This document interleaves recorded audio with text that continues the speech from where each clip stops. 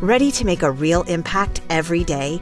Join the Active Day Home Care team and help clients maintain their independence in the comfort of their own homes. Make a difference in someone's life as you provide essential daily assistance and protect their health and happiness. Earn up to $20 an hour and enjoy additional perks like optional daily pay, 401k, paid time off, ongoing educational training, and more. Join a team that values care, compassion, and your professional growth. Visit activeday.com to apply. Hi guys, welcome to Creator to Creators. I am here with the wonderful Ray Campbell. Ray Campbell. Thank you for being here. I'm excited. So my first question is, where are you from and how did you get started in the industry? I am, considered part of the Caribbean, even though it's not an island per se. But basically, long story short, my mom migrated to the U.S. just to kind of get better opportunities like everyone else. I followed a few years later to join her in New York City. Nice. We lived in New York for a few years. Kind of when you move from the Caribbean, like Brooklyn is kind of one of the hubs where people go to, as well as like Toronto, some people go to, London, some people go to, because depending on kind of which country your individual country was colonized by. We were colonized by the British, so those were our choices. So we hit New York. Lived there for a short while, then moved out to San Diego. Just because my parents were kind of sick of cold weather and just wanted to change. Being in San Diego, just as a kid, I ended up going, I used to do like speeches and stuff when I was in elementary school. I've always kind of been this well-spoken kid, as they say. So that prompted a teacher to kind of tell me, hey, there's this performing arts school starting that maybe you should be a part of. And this was kind of patterned after the Fame School in New York from the movie Fame. So it was basically like a full curriculum 4th through 12th grade school. That's and awesome. You had all your arts classes as well as all your scholastic type classes as well. We had no sports. It was just performances, whether it's, choral recitals or instrumentation, the orchestra, or musicals or plays, whatever. So that's kind of the world I came up in from 6th through 12th grade. Just immersed in that world of learning. And San Diego had a pretty thriving community theater scene at the time. So as a kid, I ended up kind of getting involved in that as well, doing community theater. So that's kind of how I got into the industry, and just a lot of really encouraging teachers and professionals at the school kind of pushing me into the industry. But the funny thing is, because I came from like a really strict Caribbean, and you can tell me if I'm kind of going on too long, if we need to shorten this up or not. I'm long-winded, as my daughter says all the time. Where was I? So, with coming from like a strict Caribbean household, I started trying to do it professionally, whereas you would be, as a kid, going from San Diego, traveling up to LA to audition and do things. But my parents were so traditional, and we're not gung-ho in that type of a lifestyle. It was very like, you go to school to be a doctor, accountant, a lawyer, something very professional. So they were not as encouraging with me as a kid trying to pursue this. That's changed now. They're 100% supportive and wonderful at this point. So because of that, the reason I brought that up is it kind of stymied my kind of growth into the industry from child going on. But I think in a way that's probably a good thing, because what it did is, after high school, my parents weren't supportive of me going to school for theater. So it kind of it enabled me to kind of look at other things and stop doing theater for a while and pursue other things, which slowed down the progress, but it's helped in terms of giving me a much wider perspective now professionally, if that makes sense. So What kind of things, like, have you ever done like work on your own projects or write something and do it yourself? You know what, I am not necessarily a do-it-yourself person at this stage of my career. Nice. And I admire people like you so much who kind of do everything. I've never really had the passion to like be a director, I've never had that passion. The passion has always been mainly focused on the acting part. Now, I do think that I have really great like organizational skills. So maybe in the future, kind of producing and putting things together might be something I would do outside of the acting part. But even now at this point, I love the art of acting. I love, whether it's theater, whether it's film, whether it's TV, I love that craft. And for now, I'm satisfied with it. The only thing that's a bit hampering is obviously, as more people do things, there's so many people doing things that normally the industry wouldn't support, but because it's self-motivated, it happens. And I get a little discouraged at times. I'm like, oh, I should work on this project, or because you have tons of ideas, obviously, all the time. Right. So the inspiration is there, or the ideas are there. I just haven't had the inspiration yet to kind of go and do it myself. So yeah. I like that's good. But it's important to kind of stay in your own lane. And yes. And you don't have to direct just to put a notch in your resume if that's not your passion, Yeah. Mm-hmm. So yeah. I like that. Yeah, I think it's definitely something that you have to keep your mind on your passions, because if you love it, then it's not actually like work. It's just gonna happen. I'm going to work. Right. And I respect, and in working with like really good directors, you respect it so much that if you're not going to go into it offering something, then just stay out of it, Yeah, but yeah. But I have a lot of ideas, a lot of ideas.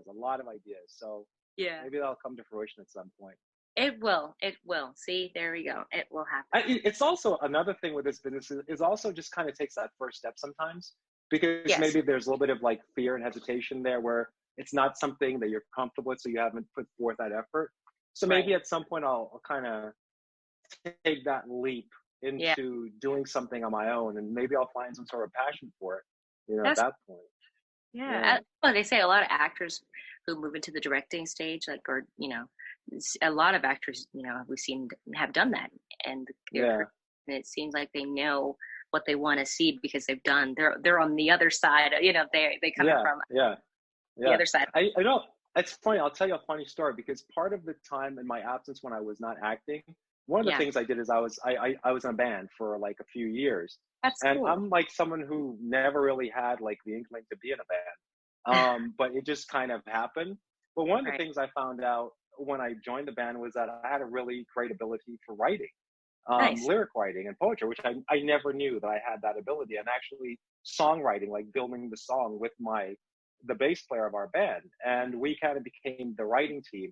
And that's an instinct of just where you kind of take a leap into something, and all of a sudden you realize that you have this talent that you didn't even know that you had, That's awesome. So maybe there's something else like that. Yeah, exactly. Hey, what are you working on at the moment? Are you working on anything? Right now, I'm working on staying healthy with COVID-19. Yeah, exactly. Can't forget.